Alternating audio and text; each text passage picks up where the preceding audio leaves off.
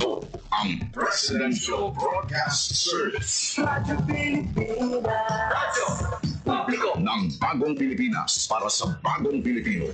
Naghahatid ng mahahalagang balita at impormasyon na guugnay ng pamahalaan sa sambayanan. Tulay sa himpapawid ng serbisyo publiko. Radyo Pilipinas. Radyo Publiko. Ang boses ng Pangulo sa Iloilo. Radyo Pilipinas. 585 AM. Radyo Pilipinas, alas 2:01 sa hapon.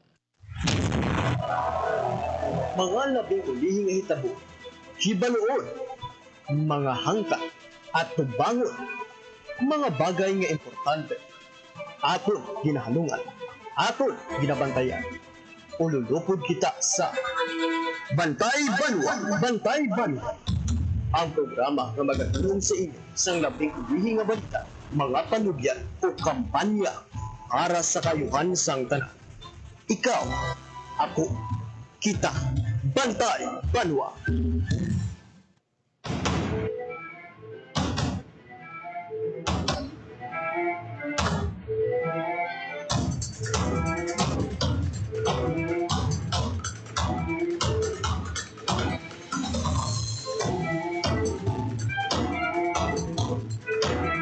Mayong hapon Western Visayas, mayong hapon syudad kag probinsya sang Iloilo. Welcome sa pagpangalagad sang programa Bantay Banwa. Huwebes ng edisyon kita, Setyembre 4, tuig 2025.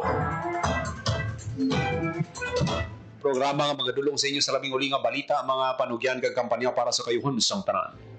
Ini ang inyo alagad kag anchorman Joseph Paul Noblesa Tarosa. Ululupod kita sa mga hapon diri sa Radyo Pilipinas Iloilo. Sa aton nga mga balita nga patpaton sa mga hapon, tanan nga proyekto sang mga diskaya sa syudad sang Iloilo, pauntaton ni Iloilo City Mayor Raisa Treñas. Nag-inspeksyon gay na ang alkalde. Napila ka mga ginpahayag ang alkalde. May kantanan sa mga diskaya.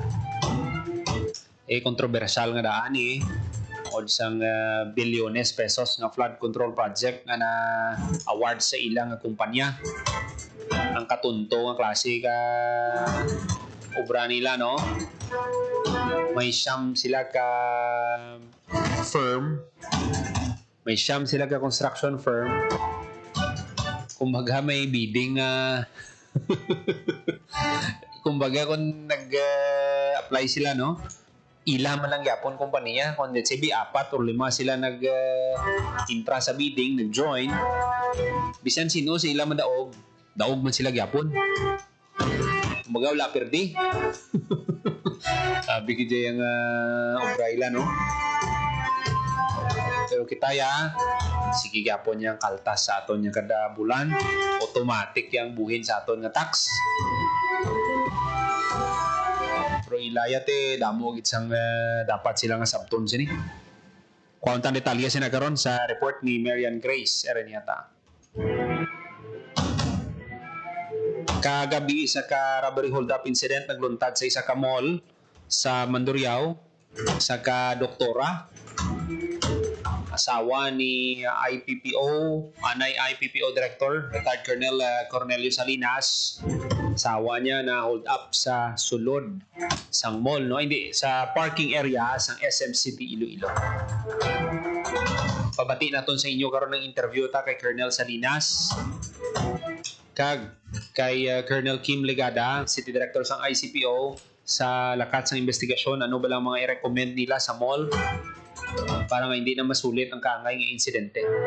Pero may pahayag si Colonel Salinas, kay istorya sila ni Major Charlie Sustento nga sang una may ara nga nagpangbiktima dira sa SM City nga dito na dakpan sa 5th District sang Iloilo. So, kung basihan mong pahayag ni Colonel Salinas, hindi lang niya subong natabo. May mga pila na ka mga instances na natabo na sa nasambit nga mall. Nga dapat kung tani mag-invest ka mo sa seguridad. Kaya nga, kadamo sa nagakadto dira sa inyo nga mall. Sikat ang inyo nga mall, halin sa grocery, halin sa shopping, pagkaon, tanan nga mga manamit nga pagkaon dira sa inyo. Ginakadtuan kamo kada adlaw. Nagakadapat lang proteksyonan nyo man ang inyo nga mga mall goers. Paano nyo na maproteksyonan kung simple lang gani nga food court dira sa dalom bala, hindi yung food hall sa food court, di lang kita sure sa food hall nila. Yung food court nila dira wa isang CCTV sa ginakanaan niya mismo, pero sa mga stores yan may ara. Paano na bikon may makawatan? Paano ka mo mag-react? Ang dasig ba lang nga pag-respond? Hindi nga dasig lang ka mo dira kung basta. 6 minutos magalingan sa takdang alas 2 sa hapon.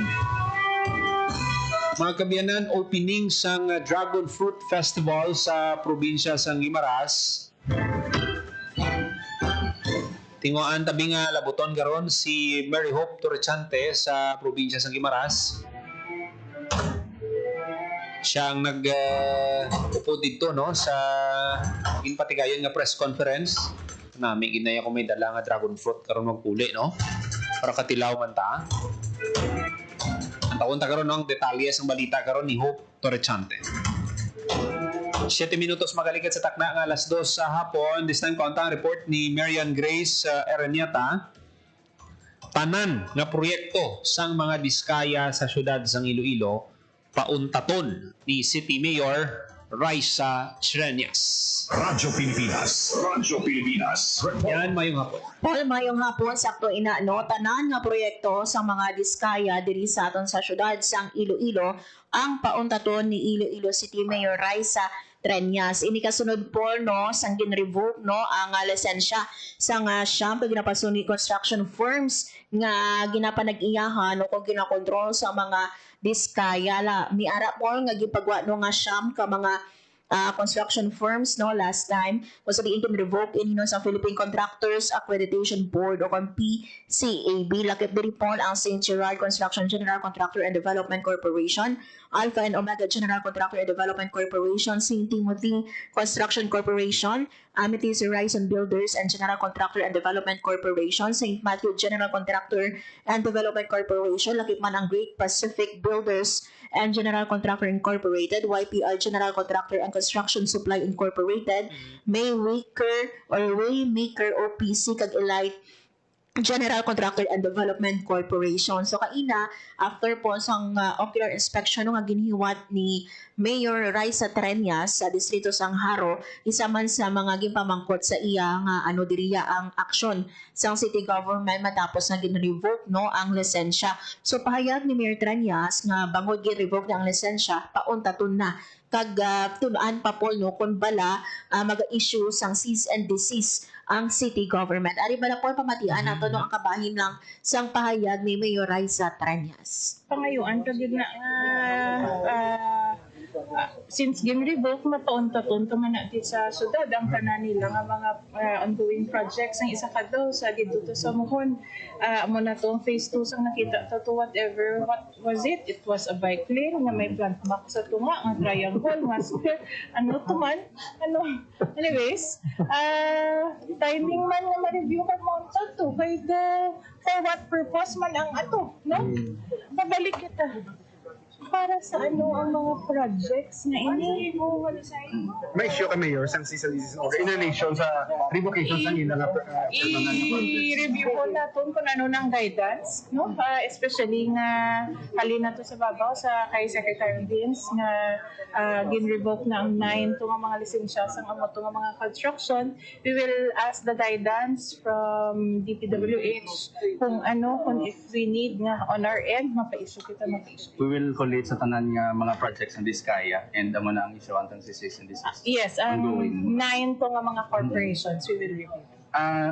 Pangayuan kagid na. So there you have it, Paul, ang pahayag no ni Mayor Raisa Treñas. So tunaan pa kung bala no may ara sang cease and desist pero ang sure diri pauntaton naton po sa aton Paul no nga datos man Paul no nga nakapitan may ara sang 7 ka mga projects no diri ang na-mention naton nga mga construction firms or inino nga construction firms ini Paul do halos diri Paul mga flood mitigation project kag matutuban nimo last time Paul ang flood mitigation Okay. project dito sa Revalong hambal naton. Katuan mo. Yes, nga tani makabulig pero amo pa nang ginatudlo nga rason sang sini nga perwisyo sang baha no dira sa Mohon kag sa tupad nga munisipalidad sang Oton. So kalabanan po sa mga projects diri sa city lakip ang flood mitigation project may ara man po nga road safety nga something project diri no sa syudad sang Iloilo Paul. Okay. So dira mo makita nga madasig man ang pag-akto sa city government. Mhm. Hindi pag-revoke may plano dayon kag Yes. ini nga ginahimo sa city government para ini sa mga pumuluyo naton nga ma-check ini nga mga project kay ti perwisyo kumbaga Correct. ano gid ya kumbaga kanugon sang pundo sang gobyerno kanugon ang pundo sang taxpayers nga Correct. ginagamit para nga mapunduhan ang inang mga proyekto pero ang purpose niya hindi man magamit sa mga Correct. pumuluyo. Yes, sakto ina Paul no, it defeats the purpose nga Mhm. ami ara kita sang project ang baga ni Mayor Raisa no para kay sino para sa ano ang Ah. ini nga proyekto Para sa naton. ila.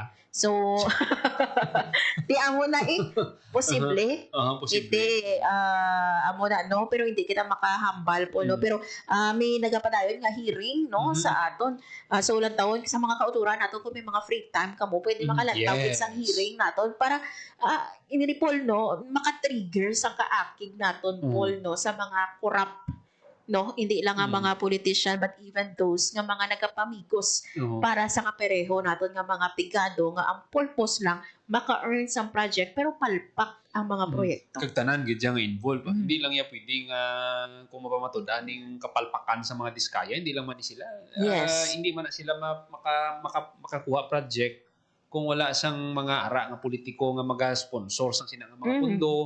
DPWH, siyempre sila ang implementing agency. Yes. Okay. So, amo ni Paul, ang balantayan no ang mangin next action no sang aton mga city government hindi lang ini Paul ang last time bati naton nga magahiwat pa sa mga ocular inspection basi mi ara pagid sa palabuton lang tawon pagid naton din pagid nga mga proyekto diri ang palpak sa syudad sang Kung Iloilo. ako kay Mayor, hindi tani pag-untatan, parang kada simana bala may bantayan ng aton Correct. mga pumuluyo. Ma-check nga, ay, diri gali sa amon lugar. Kahit yung iban nga pumuluyo, wala sila kabalo, ay, may flood control gari dira. So, kung ma-inspeksyon ni Mayor Treñas, makita sa mga residenteng, diri may flood control. Ay, wala gali gagana, tingala, tangaway ka na ibaluan. Yes. So, mayo gid na. Yes, amo na po no. By the way po, bago lang nagpagwa man si Mayor Treñas sang iya nga panawagon kay Lone District Representative sang Iloilo City Congresswoman Jam Baronda kag Department of Public Works and Highways nga magpagwa sang kompleto nga listahan sang tanan nga proyekto halin ini 2019 tubtob subong no nga present hambal ni Mayor Treñas Paul no even the president himself no has already noted that the projects here are either excessively delayed or palpak. So lang tawon diri posible po nga i-check nino ang kung mag-provide gyud man sa listahan, i-check gyud man ang status sa sini nga mga projects naton. Pag nagakadapat lang ina, kay deserve Yes. sang aton nga mga pumuluyo nga mabalan. Yes. Sakto ina po. No manami magani po no kay ini no gina cultivate kumbaga po no kita nga mga taxpayers makita nato no di nagakagtong ato nga taxes ano na ang mga status no kay kita nga nagabayad sa nga tax poll kalain batyagon nga makita naton ang mga kaangay naton po nga pigado nga nagasuffer especially kung baha. Okay. Yan, Madam Ugid, salamat. Para sa Bagong Pilipinas, Marian Grace Aranyata, Radyo Pilipinas, Radyo Publiko. Maraming salamat, Marian Grace Aranyata, sa report, no? Ano ay ang reaksyon sa mga kauturan naton nga nagapamati sa report ni Marian, no? Sa sining nga mga projects wala nga flood control, no? Mitigation project na hindi man naton mapuslan. Mapuslan naton pero dugay-dugay guba. Kumbaga usik gid ya. Waste of funds gid ya. Natani damo pagid ang mabuligan. Ti amo ni gani isa sa mga ginaduso sang isa ka senador na mention naton ini sa inyo no diri sa aton nga pagpangalagan. Ti instead instead sang flood control project, posible ayhan nga mag-invest ang gobyerno sa mga evacuation center, sa mga health centers, sa mga ospital, mga kabyanan. Kay nakita naton nakita naton ang nagakatabo subong. That is why nagasuggest si Senate kung Vice Chairman sa Senate Blue Ribbon Committee, Senator Bongo, na dapat mapasabat ining mga ara sa likod sa sining anomalya sa flood control project. Ginasuggest niya nga imbes nga gastuhon sa gobyerno ang pondo sa flood control, dapat diayan nga dapat tutukan ang mga ospital kay pagpatindog sa evacuation center. Kumunod ganing gina-mention ko bala kang nagligad. Hindi, what if lang kada banwa may ospital. Kada banwa ha. Hindi trilyon pesos ang ginaistoryahan sa Senate hearing. Kaya masubo sini kaya damo sa gihapon sa lugar nga ginabaha sa bungsod Pilipinas. Kaya sa trilyon pesos na pondo na pananaw sa opisyal, sa senador, nga makapatindog sa more or less 800,000 health centers o kung 800 ka level 3 hospitals. Nakugid niya nga bagay sa healthcare services kung may damo nga ospital sa kada komunidad. Yung mga mga lugar nga mabudlay ang pag-access nila sa healthcare services, malayo para sa ila dito mabutangan sa ospital, beneficial gid ini. Kung evacuation center naman more or less 60,000 evacuation centers. Hindi dapat ang paggamit ng pondo sa opisyal, hindi dapat pag gastuhon lang sa kundi-indiin lang, hindi man mapuslan sa mga pumuluto. Insulto gid sa mga Pilipino ang nagakatabo ang mga anomalya. Sa aton nga mga kultura, pwede kamo dira ka leaves and comment nyo sa aton nga discussion para nga mabasa naton. Kung mabatian taman ang inyong mga sentimiento sa sining nga mga proyekto. 18 minutos magalikat sa tagna ang alas 2 sa hapon. This time konta ang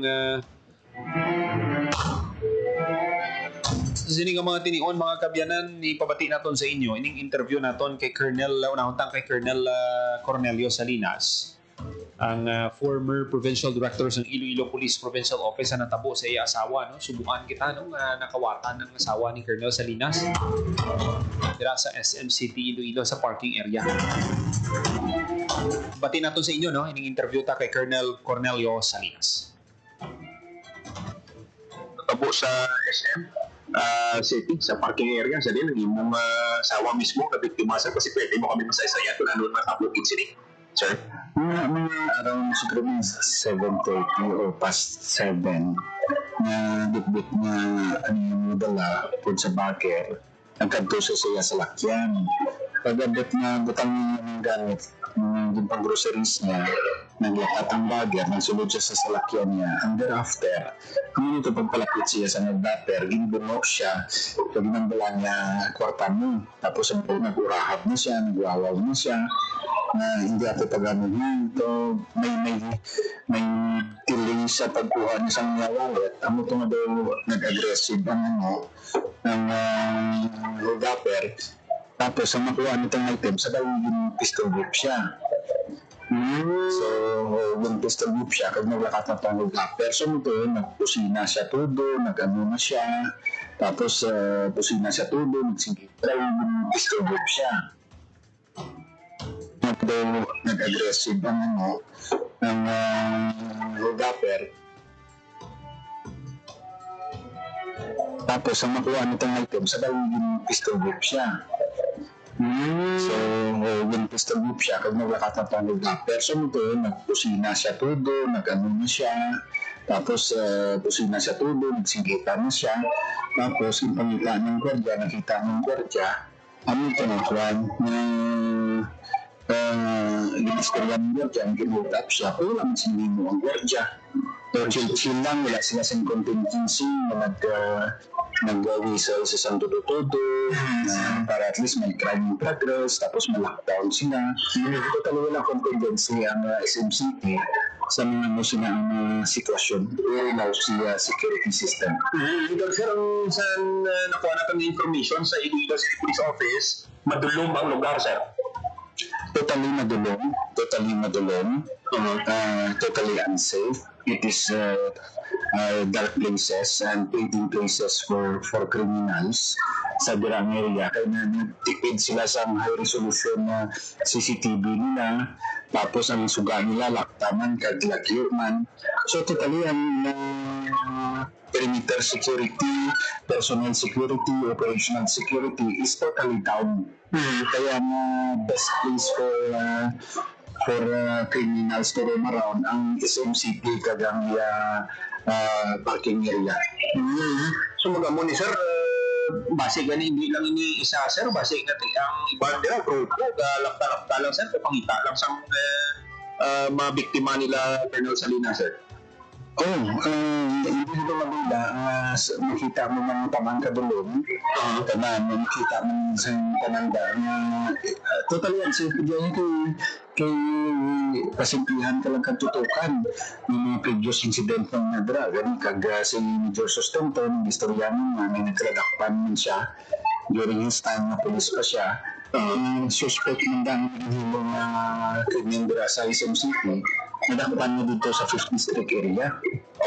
So kung kanta yung no one is safe anymore here in most of the city, kag-level in city streets because ara ang criminals abound. So dapat masulba rin isang police and hindi lang yung pagkarga sa crime statistics sa natin kapulisan of unsolved cases. Ginagasubo natin sir, no, ang natabo.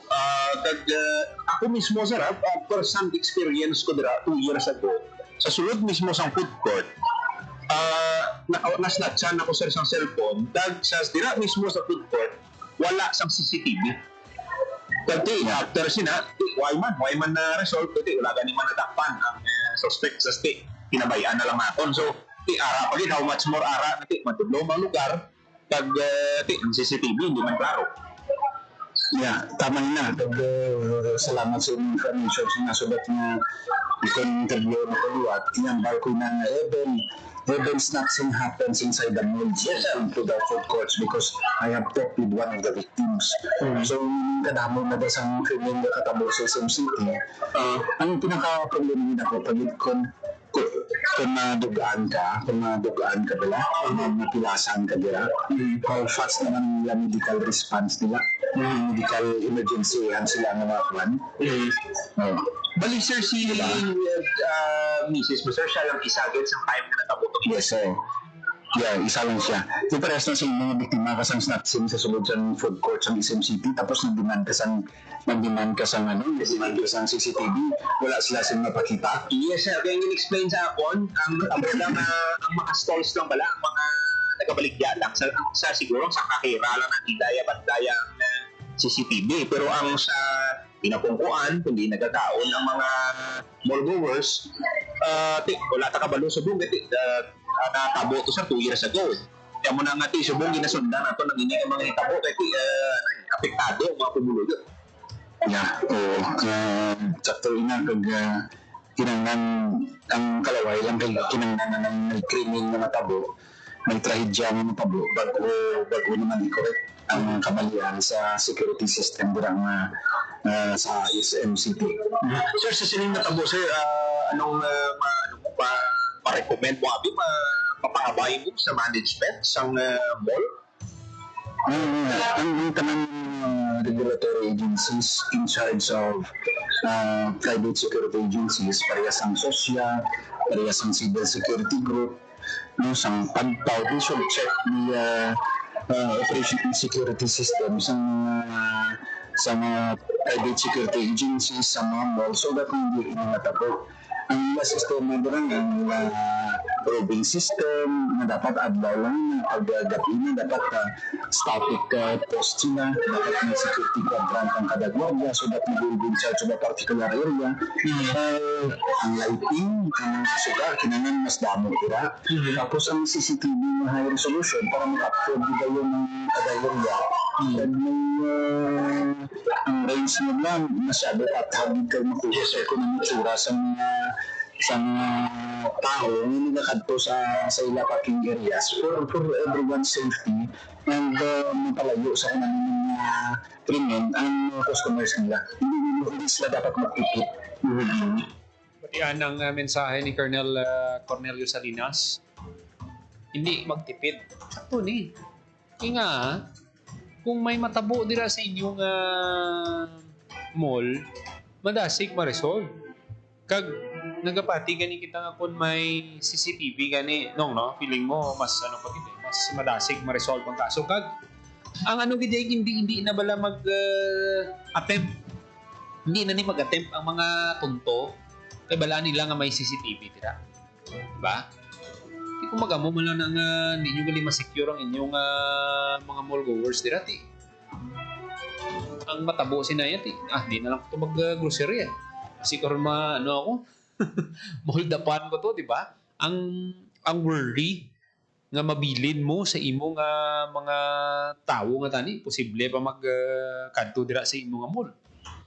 Iguti na may miging pagwaman nga statement ang SMCP nuti handa sila mag-cooperate. Ilang taon ta kung after sining insidente may mga development na nga matabo dira.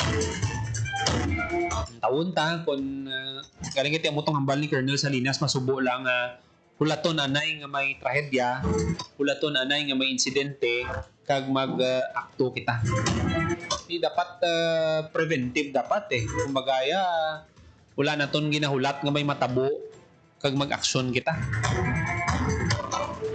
Kaya mo man ang ginaduso ni Police Colonel Kim Ligada, ang City Director sang ICPO, nga dapat dugangan gid ang suga dira kag i-reorient ang mga security guard.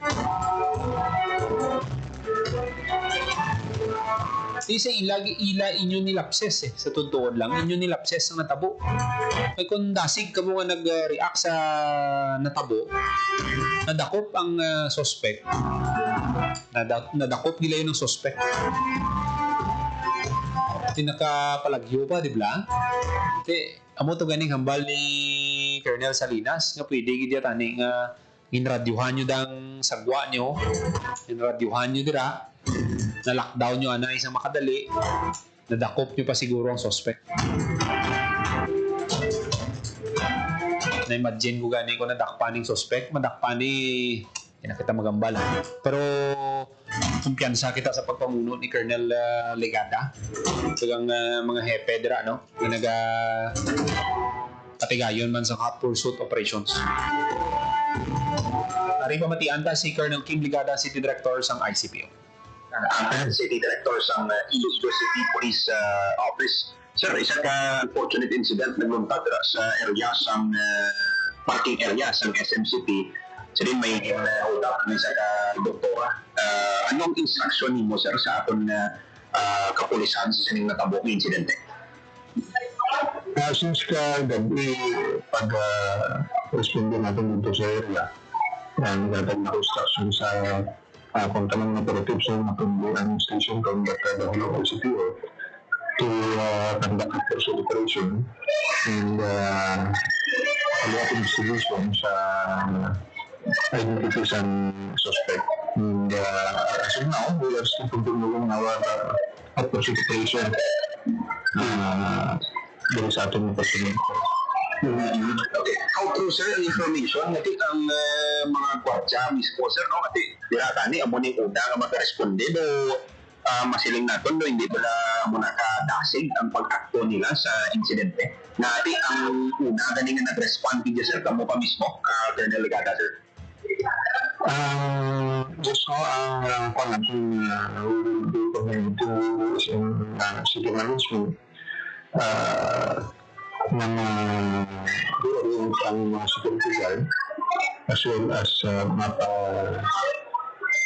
mapa-eliminate mga utang sa mga lamang suga o considering nag-expand ang pakiling nila pag madilim sa ilang natin madilim nila so that could pose some danger sa mga shopping nila pag kapag sa opportunity sa mga hindi na yung mga kalaton kaya ang alertness diba dapat sa instituto sa Istundo pag ang protocol sa pag-ala ang transaction sa mall gusto sa dating sa pag-ibig natin sa SNC Sir, ang isa pa yun, may CCTV bala sir, dira sa area, kundi yun mismo natabo to ang ang pang-hold up. yes so mayara ang CCTV but yung hindi lang diklaro pero madaling ang bilang area Okay. Kumbaga sir, bisan galing yung may CCTV, do hindi kaya po ma-identify ito, hindi madulog, so mas maayo din yung tinaman, mga pasigahan, ang mga yung mga area dira Colonel Legada sir. yes so siguro kung dapat ma-upgrade mo ng equipment ng CCTV cameras kag ang mga area ng butangan sa suga ay subong ang mga solar lights ano naman ang install ta sa mga sumadalan kung sa mga parking areas. So I hope na i-consider mo sa mga city management para sa safety ng mga taga-shopping nila. Okay. So, based sa monitoring nyo, sir, may iban pa dira, sir, ng mga cases man na kakaisini nga may mga na-hold up man, dira man sa mga parking area sa mga mall? Vision of course, this is the first time na may hold up ang mga nagulita natin ng mga first cases nasa kotse. Okay. Na-record ko sa mga. Okay, so it's about time na iman siguro, sir, na dapat ang management siguro mag-step up man sa security nila, hindi lang pag-itugyan sa kapulisan, sir. Then of course, dapat din naman dapat na-responsibility because it's a private establishment. They have to provide mga security personnel and infrastructure improvement. Okay. Kag ang sa may mga experience pa gani sir, nati mismo gani sa sulod isang mall may mga areas, for example, ang mga matawo nga lugar, mga food court gani wala gani isang bastante nga mga CCTV man dira sir kung may mga na-monitor man kamo. Yes, so CCTV cameras ang nakakapagpapalaki sa atin sa pag-imbestiga. And this is one of the deterrents man kada sulbal ko sa mga kaso kada mga tabubara ang mga people put the suspects behind bars that will send message na hindi sila dapat magpunta sa mga buhaton sa mall kasi secure ang mall. So, trabaho mo na Lastly, Colonel Legada, sir, mo na lang mensahe, panawagan sa atong mga kabyanan. Itong isang mabot ng security concerns ang pagkatagaan natin sa integrity. Bikawan natin mga butang talong kulit ng tabraw ng nagagawin sa sunod insidente. Especially ang mga babae, mga tigulang, kabataan. Iwas kita sa area ng mga bilong, dito sa mga tao. Pag hindi tasket sa mga kabataan dito ng pag-control sa balan. So, we have to be observant at prioritize na natin security sa katulong. Batian si Colonel Kim Legada, ang City Director sa Iloilo City Police Office. So maghalong gid ang aton nga mga kauturan no, ilabi na mga edad-edad na aton nga mga kabyanan, mga babayi nga masami na target gid sa sini nga mga kriminal. Amo ning mga tawo nga way gid sang diskarte sa pangabuhi. Ngila lang niya makapangbiktima lang, mangawat lang para nga masalbar nilang ilang nga pagpangabuhi. Pero maabot ni yung time nga may gaba man kita. Kung ano man ang ginhimo mo sa imo, isig ka pareho mabalik man ina sa imo. Di kung nagubra ka sa malain, expect mo tag times 3 times 5 nang balik sa imo nga kalainan. Amo gid na yung masiling naton. Ang mga tao balang wala nagapa nga budlay sa ilang pangabuhi, pahapos lang.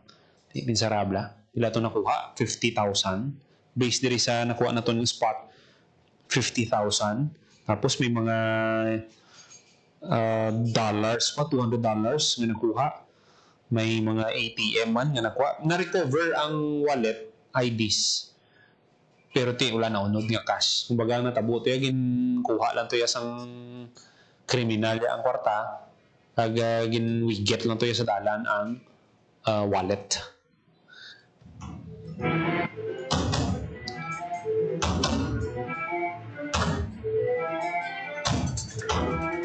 Pero ang ang mga pulista, may na sila, may database ina sila sang mga kriminal nga nakaagi na dakop sa robbery, sa theft. I-reviewon man na nila, ilang taon na da nila. Kay may ban man yang sang una kawatan, pero nag-decide na bala nga mag-bago. Pasensyahan na lang. Madakop na. Gapati kita. Kumpiyansa kita sa kapulisan naton diri sa syudad sa Iloilo.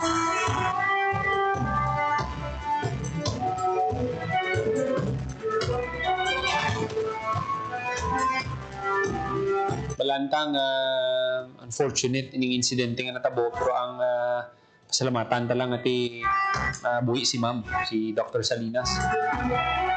Iti gin pistol whip pa siya. Imagine babayi, no? Gito yung kaluoy. Ang edad ng lalaki, based sa description, mga 20 years old, 5 feet ang kataason. Sa kaputot lang ba supog ba, no? 5 feet, no? 5 feet ang kataason, nakasuksok sang gray nga t-shirt, based sa spot nga nakuha natin.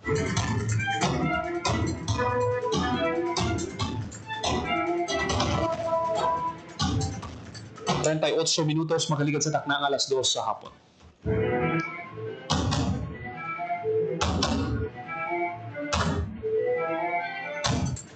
Magatag lang kita sa pila ka mga pahanumdo, magabalik lang ang programa Bantay Banwa.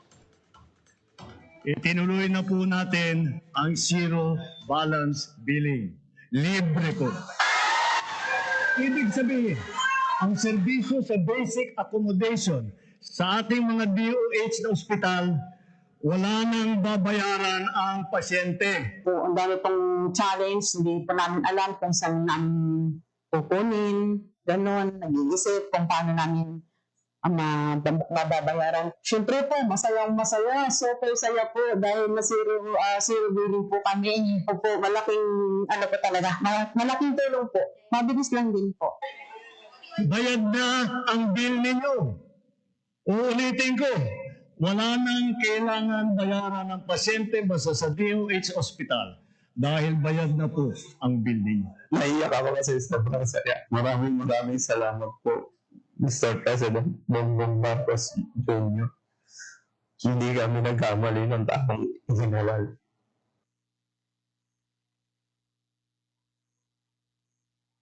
Time to celebrate kulturang Pinoy. Tradisyon, musika, sining, literatura, at iba pa.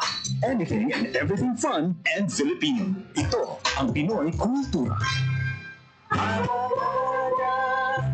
Ang abacada sounds that make up Tagalog words, pagbigkas at pagsulat ng mga titik o letra sa Tagalog, the basis for our national language. Steam It, Panahon TV, Tagalog Lang, Metro Scene, and Wiki dig into its evolution. Records start with the baybayin, the alphabet used by the early Filipinos in the 1600s. From the Tagalog root word baybay, meaning to spell, baybayin was apparently derived and influenced by Indic and Javanese scripts. There was also the alibata. Paul Rodriguez Versosa name back in 1914, was based on the Arabic alphabet from the Maguindanao Moros that was modified when the Spanish came. The Spanish introduced the Latin and Spanish alphabet called abecedario, the original alphabet of the Catholic-sized Filipinos. You could say the Romanized version of Baybayin. Then the Americans came and introduced the English language and its 26-letter alphabet. Because there was fear of losing the abecedario, the government ordered the adoption of a Tagalog-based national language. They also wanted a dictionary and grammar book. That's where writer and former Senator Lope K. Santos comes in.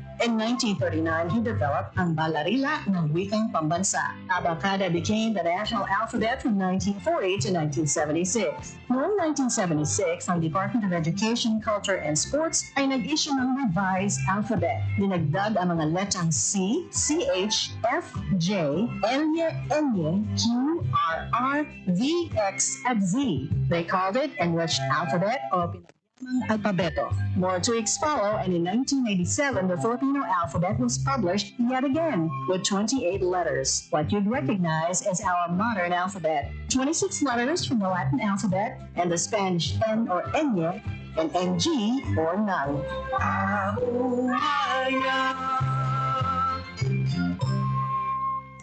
Yan ang Pinoy kultura because our culture is cool.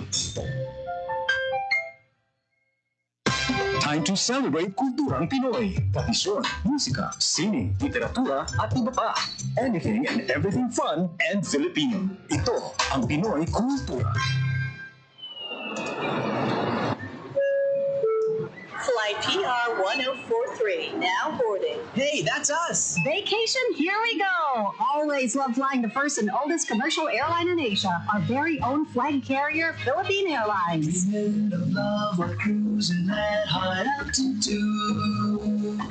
Did you know this track was specifically made for Philippine Airlines back in the 70s? Composed by Jose Marichan and arranged by Ryan Payabyab.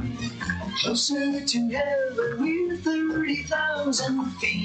Brings back good old memories, at the same time, creating new ones with a new generation. Oo, ang ganda pa naman ng kanta. Leave all your worries as we soar over the clouds. I don't know about you, but I always feel a sense of pride every time I see our flag carrier on airports or up flying high in the sky. They will be shooting stars through time and space. Yan ang Pinoy kultura because our culture is cool. This is a public service announcement. Discipline is the key. Umiwas sa aksidente sa daan. Ang pagmamaneho ay may kaakibat na responsibilidad. Hindi basta mapaandar lang ang sasakyan. Kilatisin ang sarili. Ang kahandaan sa manibela. Siguruing inyong konsentrasyon ay hindi magagambala. Importante rin na ating laging isipin. Init ng ulo ay huwag pairalin. Bagkus, kaligtasan ng lahat ang siyang dapat unahin. Isang mahalagang paalala mula sa Presidential Broadcast Service at Radyo Pilipinas, Radyo Publiko, 738. This is a public service announcement. Public service announcement from PBS, Presidential Broadcast Service at Radyo Pilipinas, Radyo Publiko, 738. 44 minutos, magkaligid sa taknang alas 2 sa hapon. Padayong kamo nagapamati diri sa Gapon sa programa Bantay Banwa. Opening subong sa Dragon Fruit Festival. May ginapatigayon nga press conference ang provincial government headed by Governor Lucille Nava. Discuss, ipabati natin sa inyo no, ang porsyon sang press con. Parte sa mga suggestion niya para nga magsanyog pagid ang dragon fruit industry sa probinsya. Yung video kuha ni Hope Torrechante nga dito sa probinsya. Sa press conference ang Dragon Fruit Festival.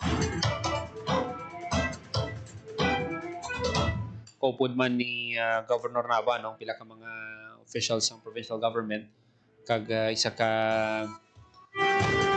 grower no sang dragon fruit.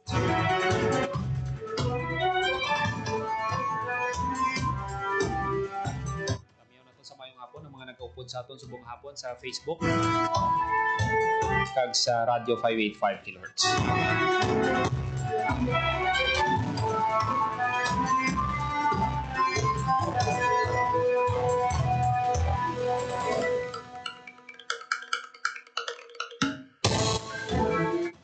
Okay, aton mamatian si Governor Lucille Nava sang probinsya sang Guimaras. Dragon Fruit Growers Association, maybe they should set the guideline. Siguro mag-meet sila to make a concrete guideline on the process of sa planting, diagnosing the disease with the help of POAS. And nakita na nila kung anong solusyon. So maybe base ka mo bang maka-pioneer on how to treat certain diseases of the dragon fruit. So I think it would always come from inherently from the association and the people who are growing that, and which are the best examples siguro and the best people to know what gida ang concrete guidelines on how to plant, on how to harvest, on how to manage the dragon fruit. And the provincial government of Guimaras is here strongly supporting all the initiatives of all of this, especially when yung tagaan na siya sa specific niya na festival, because we value this as one of our high value crops. And this is actually to address the loneliness na sa third quarter na akuan pa kami, hindi pa mango season. So, amuning mag-boost, additional boost sa economy sa Guimaras. So, we're hoping, this is starting and we could see great possibilities and potential in dragon fruit. And we're hoping na eventually, with the establishment of a concrete siguro guideline nila and everything ma-presta pag isang maayo ang asosasyon and the growers nagadamo. I think one of the good thing right now is nagdamo pag itang growers namon, nagdamo nga ang dragon fruit post nga napatubo. And eventually ang amon aim is that it could attract tourists from outside na maka-inject man sa ekonomiya sa Guimaras. So that's really the main point. The output is the economic progress sa atong probinsya. So ginahope namon nga ani pa si ang atong dragon fruit industry for the invite tourists para kaya namin ito na purpose, especially in line with our agenda ng kabataan first, nga tani na agricultural productivity, and tani maupod man yung atong mga farmers, especially sa dragon fruit farmers, on our farm tourism goal. So, pwede na eventually later as part of our sa tourism natong industry dili nga like study tours on the dragon fruit, especially now that they're already getting the ideas on how to treat the diseases, on how to grow it well, on how to increase their production for the next years. So I think very, very potential given dragon fruit. So I hope eventually with the collaboration of all of DA, of the association and the provincial government of Guimaras, we could market our dragon fruit festival and the dragon fruit industry outside of Guimaras. Nabatian si Governor Lucille Nava nag-discuss sang potensyal sang dragon fruit industry sa probinsya. Kagti sa pagbinuligay, kolaborasyon no sa DA sa mga growers kag sang pumuluyo no damo pagid ang makadamo pagid ang production kag damo pagid ang makapadulong dira no magka-interes mabisitahan ang ining mga farm dira sa probinsya. Kag healthy gid healthy food gid ang ining dragon fruit no sa cleansing sang inyong gut po man nga help ina hindi lang kamo magpasobra hindi lang kamo magpasobra kay kasi tingala kamo nga sakit tiyan lang ang lang ang sakto lang ang makakaya lang sang inyong tiyan. Damo sa activities nga prepare no ang provincial government may mga sila mga farm visit sa farm no pwede sila dito ka kuha pick sang dragon fruit kasi may trade fair pagid damo nga produkto sang dragon fruit ang saranggid mabakal hindi lang mangga ang mapabugal sa probinsya sa Guimaras kundi kadamo gid sa produkto nga pwede nyo gid mabakal dira. Isa man sa maayo dira nga balita no sa probinsya sa Guimaras, partikular sa Banwa sang Ordan. Inaugurate na ang food court dira lapit sa wharf. So, magutom ka mo bla. May nami na kamo dira nga plastaran. Bakal ka mo pasalubong, mga paho, kasoy. Magutom ka mo, ara dira, may mga kalanana dira. Then, plastar na ina, no? Sang banwas ang hortan. Kasi part ini sang pagbulig sa mga small and medium enterprises dira sa Banwa. Kag para mapabaskog pagid ang local tourism. Mati gina-highlight sang Banwa nga ang Hordan hindi lang gateway to Guimaras. Isa man ini ka emerging lugar, no? Bilang center of economic activity. The improved food court is expected to provide more livelihood opportunities for stall owners while offering a welcoming space for both tourists kag mga Guimaras. 51 minutos magalikan sa takna alas 2 sa hapon. Antes kita magtakop sa aton nga pagpangalagan, luyag naton nga tamyaw ng aton nga mga tagpalamati na nakatutok sa aton nga pagpangalagan.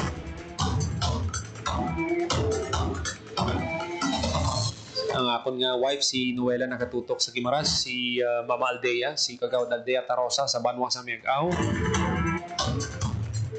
Akon mga amigo sa elementary, si Sir Patrick John Nierbes sa Banwa sa Miagao nakatutok man. Si Migo Austin Montaño sa Leyte.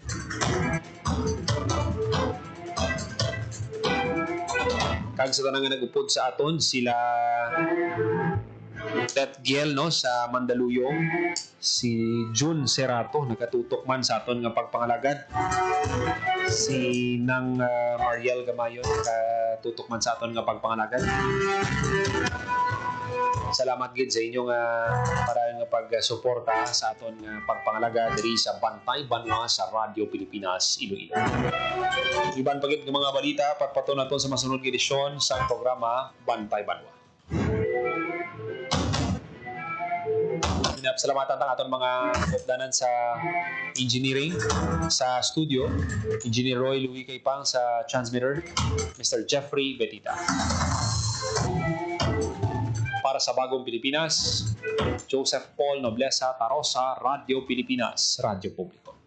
Ang inyong tulay sa himpapawid ng serbisyo publiko, ang Presidential Broadcast Service, Radyo Pilipinas, Radyo Publiko. Radyo Pilipinas. Radyo Publiko. Kinilala ng pang-international at prestigyosong Asia Pacific Broadcasting Plus Awards 2025 para sa kategorya ng Government Streaming. Ito ay dahil sa epektibo nitong pagsasanib ng mga tradisyonal na media tulad ng telebisyon, radyo at print para masabayan ang mabilis na pag-inog ng mundo ng digital at social media tungo sa mas epektibong paghahatid ng mahahalaga at napapanahong mga impormasyon sa mamamayang Pilipino. Kinilala rin ang Radyo Pilipinas dahil sa patuloy